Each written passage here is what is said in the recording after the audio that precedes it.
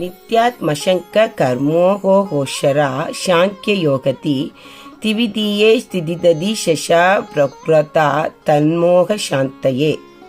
இதன் பொருள், ஆத்ம தத்துவம் பற்றில்லாமல் கர்மம் இயற்றுதல், சிதப்பிரஞ்ச நிலையை இலக்காக உடைய ஆத்ம ஞானம், கர்மயோக ஞானம் ஆகியவை அர்ஜுனன் மயக்கம் தீரும் வகையில் 2ஆம் அத்தியாயத்தில் உரைக்கப்பட்டது.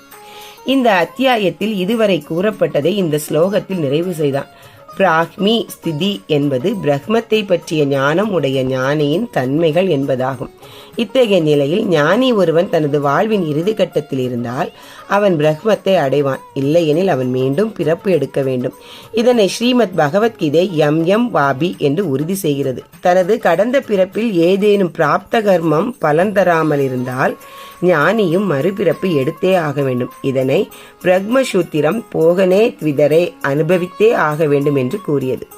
பல பிறப்புகள் மூலமே சில பலன்கள் கழிக்கப்படுகின்றன. இதனை ஸ்பத்த ஜன்மானி விப்ரஷ்யாத் 7 பிறவிகள் எடுத்து என்று கூறியது. கருட புராணம் கீழே உள்ள வரிகளை கூறியது.